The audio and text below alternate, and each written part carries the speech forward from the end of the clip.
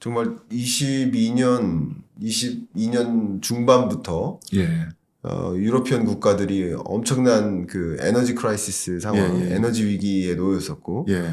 그때 소위 가스 공급이 부족해지니까 예. 에너지 가격이 급등했고, 급등했고요. 그래서 이제 고물가 시대가 왔고, 그때 마침 미국은 그 LNG 선으로 그렇죠. 엄청난 돈을 벌었죠. 또 가스를 유럽에 수출했고, 예, 예. 예, 그런 것을 보면 그런 식으로 또 출원하는 것도 충분히 우리가 그러니까 독일의 들어볼 수 숄츠 있겠다. 총리가 사실은 노르드 스트림의 파괴의 어떤 그 파괴가 결국 미국의 소양이라는 사실을 알고는 있는데도 그걸 이제 그 알고 있다고 미국을 비난할 수도 없고 네. 그냥 울며 겨자 먹기로 지금 쉬쉬하면서 그 있는 상태가 사실은 이 독일이 지금 그 미국에 얼마만큼 뭐랄까요 그 예속돼 있는가.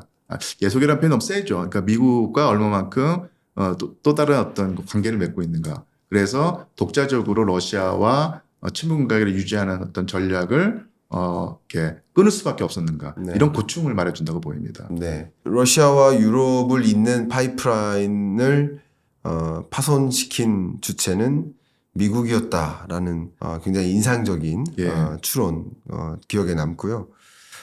그런 관점에서 유럽을 좀 잠깐 조망해 보면 경제적으로도 유럽이 굉장히 가난합니다. 지금. 굉장히 그렇죠. 가난해졌습니다. 그러니까 성장세로 봐도 예. 뭐 독일 같은 경우도 마이너스 성장하고 예, 예. 그 제로 성장에서 벗어나기 어려운 그러니까 미국만 나홀로 강한 성장이고 유러피언 국가들이 전반적으로 지금 굉장히 어려운 상황에 놓여 있는 거고요. 그런데 이런 어려운 상황이니까 경제적으로 어렵다 보니까 그러니까 경제적으로 어렵다는 얘기는 이 경제 활동이 적극적으로 활력 있게 이루어지지 않는다는 거죠. 소비나 예, 투자나. 그러니까 또 물가도 빨리 잡혀요. 예. 미국은 아직 안 잡히는데 유러피언 국가들은 물가 상승률이 어느새 목표하는 수준까지 또 떨어졌습니다. 그러니까 또 재밌는 것도 미국의 금리가 높은데 기준금리가 예. 이런 유러피언국 유로존 금리나 아니면 뭐 영국, 스위스, 스웨덴 이런 나라들의 금리가 미국보다도 낮은데 예. 낮은데도 먼저 금리 인하를 단행합니다.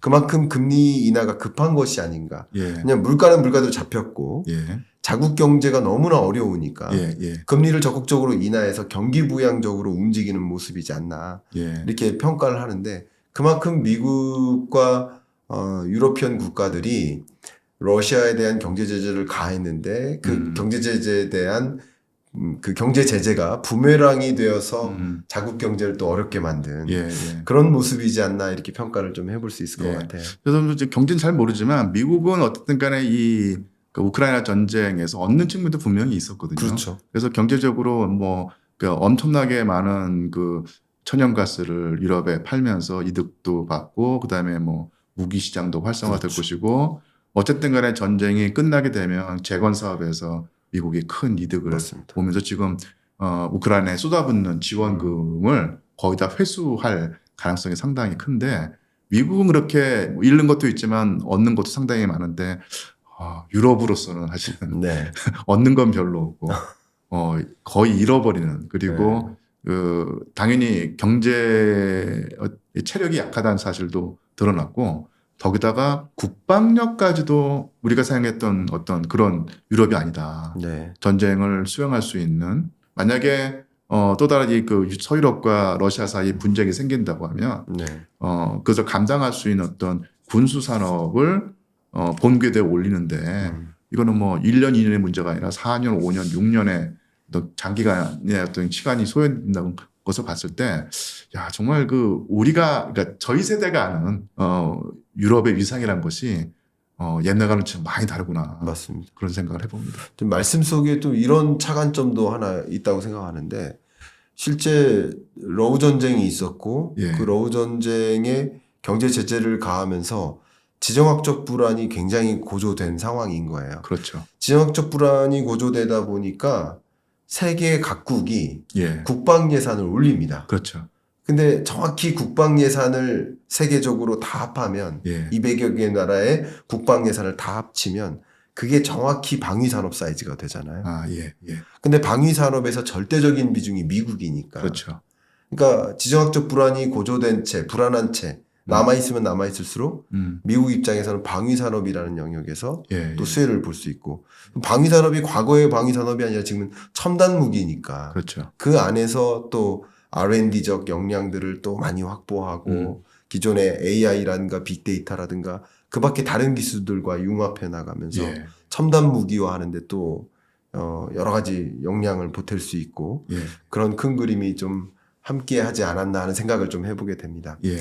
자, 이렇게 뭐 1시간여 동안 이렇게 대담을 나누면서 거의 이제 마무리할 시간인데 이 질문을 꼭 드리고 싶어요. 앞에 그런 말씀 하셨었는데 러시아가 또 그 브릭스의 구성 예, 국가로서 정말 미국의 강한 패권을 갖게 된 여러 가지 배경 중에 하나가 기축통화국이라는 것이고 예. 기축통화국으로서 여러 가지 의미들이 있겠지만 그 의미 중에 하나는 이 외환시장 내에서의 결제 통화로서 거의 50% 가까이를 달러로 지금 현재 결제하고 있다는 사실인 거죠. 예, 그런데 이제 브릭스 국가끼리는 예, 그러니까 예를 들어서 중국과 브라질과 중국과 러시아와 예, 그들 간의 교류에서는 또 중국의 위안화로 예. 일부는 브라질 헤아로하로 뭐 러시아 뭐 각국의 통화로도 교류하는 비중을 늘려나가는 과정. 그렇죠. 이게 기축통화 미국에 대한 견제로서의 브릭스의 부상. 이것도 좀 지정학적 그 움직임에서 우리가 꼭 견주에 지켜봐야 될 사항이라 생각하는데 예, 그러면 러시아와 브릭스 예. 이 긴밀한 관계 어떤 식으로 협력해 나갈 거라고 보고 계시는지 예. 이 협력의 의미는 또 어떤 배경이 있는지 예. 네, 부탁드립니다. 사실은 제가 좀 뭐 비겁한 변명을 좀 드리자면 저는 네. 이제 역사학자이기 때문에 네. 과거의 일은 조금 아는데 예. 앞으로 뭐 어떻게 될 것인가 이거를 제가 뭐 네. 이렇게 뭐 어떤 뭐 아주 믿을 만한 그 어떤 그 해안을 제시하는 것은 사실 어려운 일이겠고요. 네. 사실은 저는 그 겸손한 말씀이십니다. 아닙니다. 네. 그래서 이제 다시 20세기로 돌아가서 결국은 그 미국과 소련이 대립을 하다가 소련의 처절한 그 실패로 그러니까 네. 패배로 끝난 가장 큰 이유 중에 하나가 바로 이제 달러는 기축 통화인데 루블은 그렇지 못했다는 네. 측면인 것 같거든요. 그래서 뭐 푸틴 대통령이 그런 전례를 보면서 어쨌든 간에 그 미국과 대적하려면 아니면 미국을 밀어내지 못하더라도 미국에게 일방적으로 당하는 그렇죠. 어떤 그런 약한 러시아가 아니라 미국과 대등하게 맞설 수 있는 러시아가 되려고 하려면 어떤 그 달러의 어떤 그 위력을 깨야 한다는 것인데 네. 그런 면에서 바로 브릭스가 그런 역할을 하지 않는가 싶습니다. 네. 사실은 그 예전에 그 소비에트 연방을 구성했던 공화국들이 지금은 다 독립되어 있는데 네. 2012년부터 그 유라시아 경제 연합이라고 하는 그 체제로 예전에 그 소비에트 연방을 구성했던 공화국들을 한데 묶어내서 네. 유럽 연합에 그 버금가는 유럽 연합에 대항할 수 있는 또 다른 어떤 경제 연합체를 만들려고 했었거든요. 네. 실제로 그 진행이 됐었는데 이것은 그야말로 옛날 그 소비에트 연방을 구성했던 그 나라들의 한정된 경제 연합체였던 것이고요. 또 거기에 그 연합체에 우크라이나가 들어가지 못함으로써 이 어떤 그 유라시아, 그러니까 푸틴이 꿈꿨던 유라시아 경제 연합체의 어떤 위상이란 것이 원래 그 구도에 생각했던 그 수준까지 가지 못했던 것이 사실입니다. 근데 그렇게 된다고 했을 때 이런 그 유라시아 경제 연합체보다 더 큰 개념 그리고 이제는 그 글로벌한 차원에서 그 미국에게 대항할 수 있는 체제가 바로 브릭스였던 것이고 네. 브릭스의 경제 위상이 점점점 커지는 것이 분명한 사실이고 이제는 회원국이 너무 많아져 가지고 그 가입하는 것도 이 속도 조절을 할 만큼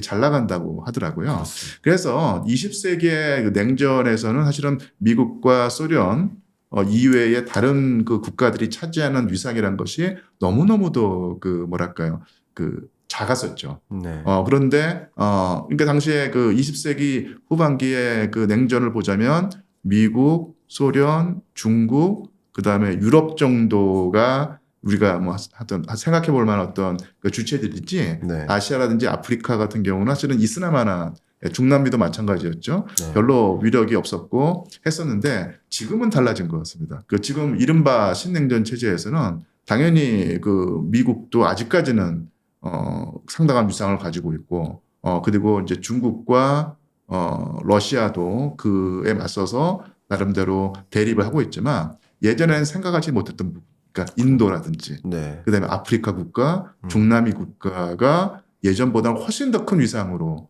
그 자기 존재감을 드러내면서 이런 식의 뭐 구체적으로 말하자면 뭐 인도, 그다음에 브라질, 아르헨티나 또는 뭐 남아프리카 공화국 이런 나라가 됐죠. 이런 나라들을 잘 엮어내면은 미국의 패권에 효율적으로 맞설 수 있는 체제를 만들 수 있다고 푸틴은 계산한 것이고 네. 충분히 그럴 수 있다고 이제 하는 자신감을 가지고 이 브릭스 체제를 엮어서 미국이 가지고 있는 대극 체제를 깨려고 하지 않는가 네. 이런 생각을 해봅니다. 러시아가 이렇게 열심히 싸우는 이유가 있네요. 예. 그리고 브릭스는 그 중에 하나인 거고 예. 브릭스를 구성하는 여러 구성 국가들도 예. 러시아하고 같은 입장일 것이고요. 예. 그런 면에서 생각을 해보면 이 브릭스 국가들 뭐 경제적으로도 GDP 순서로 보면 미국이 1등이고 2등이 중국인데 또 인도가 현재 5위입니다. 이것도 그죠. 이탈리아 뭐 영국을 앞질렀습니다. 예.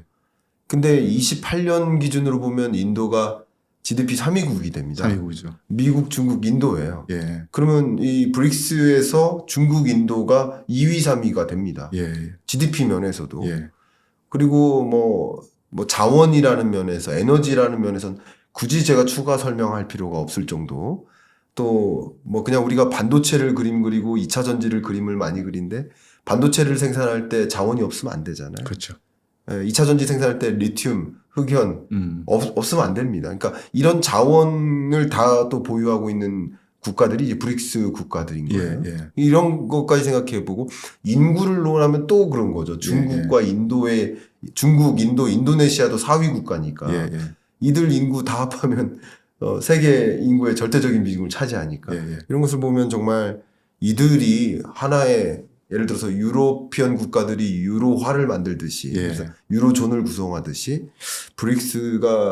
브릭스라는 통화를 혹시 만들어서 기축통화국으로서의 어떤 견제, 미국에 대한 견제를 또 해나가는 건 아닌가 하는 그런 생각도 갑자기 듭니다. 그러니까 지금 뭐 자세히 설명해 주셨지만 특히 이제 예를 들면 그 인도를 조금 더 살펴보자면요. 이게 우리가 그 아는 인도는 분명히 아닙니다. 이게 엄청나게 위상이 커졌는데 그 전 세계에서요. 스포츠 시장의 가장 큰 스포츠 시장이 역시 미국이겠죠.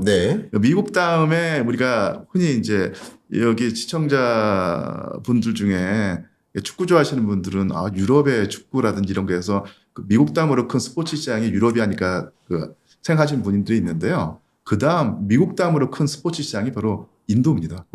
인도의 인도 사람들이 즐기는 가장 그 스포츠가 그 크리켓이라고 하는 것인데 이 크리켓 시장이 어마어마하게 크다는 거예요. 그래서 그 유럽의 프로축구 시장보다 더 크다고 했을 때 사실은 그 인도의 경제 규모라든지 성장이 아니고서는 이런 어마어마한 스포츠 시장이 그 유지가 되지 않겠죠. 그만큼 인도의 경제가 정말 대단히 급격하게 성장을 했다고 보입니다. 그러니까요. 그런 인도와 중국, 브라질, 러시아, 그렇죠. 뭐 남아프리카 공화국, 인도네시아 이런 국가들끼리 뭔가 미국 패권에 대응하기 위한 체제를 만약에 구성한다 성공적으로 한다면 그럼 정말 미국을 위협할 수 있겠다 이런 생각을 좀 하게 만듭니다. 사실은 저희 세대의 한국인과 그리고 또 이제 많은 한국인들이 뭐 인도라든지 뭐 브라질이라든지 남아프리카 공화국들은 다 하나같이 뭔가 모자란 그러니까 뭔가 우리가 뭐 본받을 바가 없는 그러면서 항상 우리의 그 눈밖에 있었던 국가들인데 이제 그렇게 생각하면 안 될 듯합니다. 그러니까 예전에 우리가 유럽을 생각하는 위상을 그런 나라들에게 가지고 눈여겨봐야 될 상황이 바로 21세기 지금 2020년대 상황인 것이죠. 네, 말씀 감사합니다. 긴 시간 이제 대담을 했는데요. 마지막 좀 질문 드리도록 하겠습니다. 러시아의 어떤 위상, 또 러시아가 갖고 오는 어떤 지정학적 어떤 지형의 재편, 이런 움직임을 고려했을 때 뭐 앞으로 예. 뭐 역사학자시지만 예. 향후 10년간 뭐 우리가 예. 어떤 도전 과제에 좀 대응할 필요가 있을까 하는 예. 제안을 해주신다면요. 저는 그냥 결국 그 세계를 보는 우리의 그 시야를 네. 좀 더 넓혀야 한다고 생각을 하는데요. 네. 사실은 우리 그 대한민국에게 가장 중요한 국가가 역시 미국이고, 그다음에 그 서방일 텐데요. 네. 이 미국이 그 전 세계에서 가장 중요한 국가고 엄청난 위상을 가지고 있지만 미국이 전 세계는 아니거든요. 네. 근데 가끔 가다 보면 우리 그 한국인들이 미국이 전 세계라고 등치하는 경우가 있는 것 같아요. 그래서 등치하면 안 되고 네. 미국이 중요하고 우리가 본받을 만한 엄청난 장점을 가진 국가이지만 그 미국의 위상이 사실 옛날 같지 않고 축소되는 것도 분명한 사실이다. 네. 그리고 우리가 그 전까지 눈여겨보지 않거나 아니면 살짝은 무시하는 어떤 그런 시각으로 바라보던 국가들이 네. 이제는 도저히 무시할 수 있는 그런 대상이 아니다. 네. 그래서 이런 격변기에 조금 더 열린 자세로 그리고 예전과는 달라졌다는 사실을 인정하고 세계를 바라봐야 되지 않겠는가. 네. 그래서 우리가 대개 보통 중국도 그렇고 러시아도 그렇고 다른 나라를 볼 때 그 나라에 대한 호감이 많이 없는 건 사실이잖아요. 네. 호감이 없다고 해서 그 나라가 그러니까 쉽게 말하면 아주 못난 나라다, 네. 이상한 나라다, 아니면 안 좋은 나라라고 하는 선결을 많이 가지는 것 같아요. 그렇게 되면 사실은 우리가 세계를 보는 그렇죠. 시각이 많이 좁아지게 되고요. 맞아요. 우리의 앞날을 개척하는데 크나큰 장애 요인이 된다는 그런 점을 좀 지적하고 오늘 제 말을 매직합니다. 네. 정말 말씀 감사하고요. 저도 교수님 말씀 속에서 러시아라는 나라를 조금 더 깊숙이 볼 수 있었고 예. 그 러시아라는 나라를 깊숙이 보는 과정에서 지정학적인 어떤 지형의 변화를 예. 조금 더 관찰할 수 있었고 또 여러분 입장에서도 그러면 우리나라는 어떤 대응을 해야 될까라는 생각도 많이 하실 수 있게 되지 않았을까. 너무나 훌륭한 토론 응해주셔서 감사하고 예. 다음 기회에 또 시간이 된다면 예. 뵐 수 있도록 하겠습니다. 예. 예. 감사합니다. 예. 고맙습니다. 네.